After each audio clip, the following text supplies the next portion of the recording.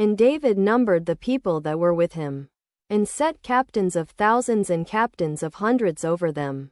And David sent forth a third part of the people under the hand of Joab, and a third part under the hand of Abishai the son of Zeruiah, Joab's brother, and a third part under the hand of Ittai the Gittite. And the king said unto the people, I will surely go forth with you myself also. But the people answered, Thou shalt not go forth, for if we flee away, they will not care for us, neither if half of us die, will they care for us. But now thou art worth 10,000 of us. Therefore now it is better that thou succor us out of the city. And the king said unto them, What seemeth you best I will do. And the king stood by the gate side, and all the people came out by hundreds and by thousands. And the king commanded Joab and Abishai and Ittai, saying, Deal gently for my sake with the young man, even with Absalom. And all the people heard when the king gave all the captains charge concerning Absalom. So the people went out into the field against Israel, and the battle was in the wood of Ephraim, where the people of Israel were slain before the servants of David. And there was there a great slaughter that day of 20,000 men. For the battle was there scattered over the face of all the country. And the wood devoured more people that day than the sword devoured. And Absalom met the servants of David. And Absalom rode upon a mule. And the mule went under the thick boughs of a great oak. And his head caught hold of the oak.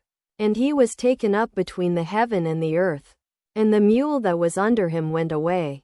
And a certain man saw it, and told Joab, and said, Behold, I saw Absalom hanged in an oak. And Joab said unto the man that told him, And, behold, thou west him. And why didst thou not smite him there to the ground? And I would have given thee 10 shekels of silver, and a girdle. And the man said unto Joab, Though I should receive 1,000 shekels of silver in mine hand, yet would I not put forth mine hand against the king's son. For in our hearing the king charged thee and Abishai and Ittai, saying, Beware that none touch the young man Absalom. Otherwise I should have wrought falsehood against mine own life. For there is no matter hid from the king. And thou thyself wouldest have set thyself against me. Then said Joab, I may not tarry thus with thee. And he took 3 darts in his hand, and thrust them through the heart of Absalom, while he was yet alive in the midst of the oak. And 10 young men that bare Joab's armor compassed about and smote Absalom, and slew him. And Joab blew the trumpet, and the people returned from pursuing after Israel. For Joab held back the people. And they took Absalom, and cast him into a great pit in the wood, and laid a very great heap of stones upon him. And all Israel fled every one to his tent. Now Absalom in his lifetime had taken and reared up for himself a pillar, which is in the king's dale. For he said, I have no son to keep my name in remembrance. And he called the pillar after his own name. And it is called unto this day, Absalom's place. Then said Ahimaaz the son of Zadok, Let me now run, and bear the king tidings, how that the Lord hath avenged him of his enemies. And Joab said unto him, Thou shalt not bear tidings this day, but thou shalt bear tidings another day. But this day thou shalt bear no tidings, because the king's son is dead. Then said Joab to Cushi, Go tell the king what thou hast seen. And Cushi bowed himself unto Joab, and ran. Then said Ahimaaz the son of Zadok yet again to Joab, But howsoever, let me, I pray thee, also run after Cushi. And Joab said, Wherefore wilt thou run, my son, seeing that thou hast no tidings ready?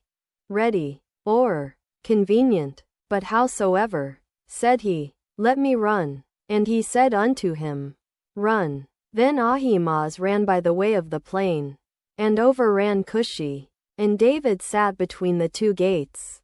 And the watchman went up to the roof over the gate unto the wall, and lifted up his eyes, and looked, and behold a man running alone.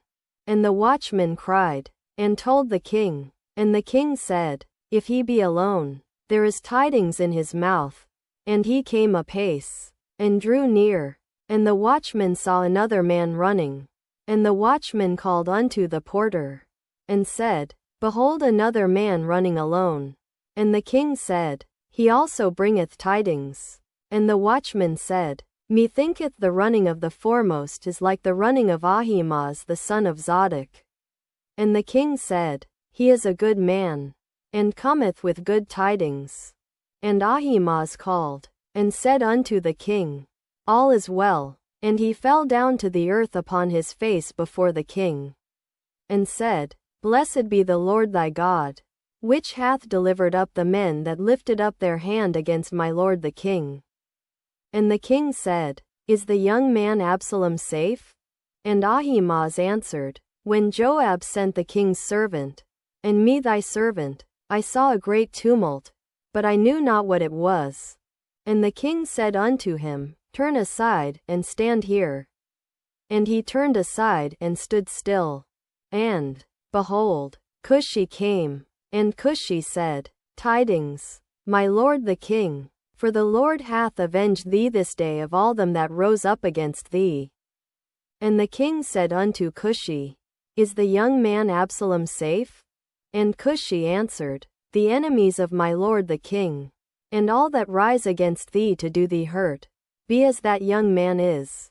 And the king was much moved, and went up to the chamber over the gate, and wept. And as he went, thus he said, O my son Absalom, my son Absalom, would God I had died for thee. O Absalom, my son,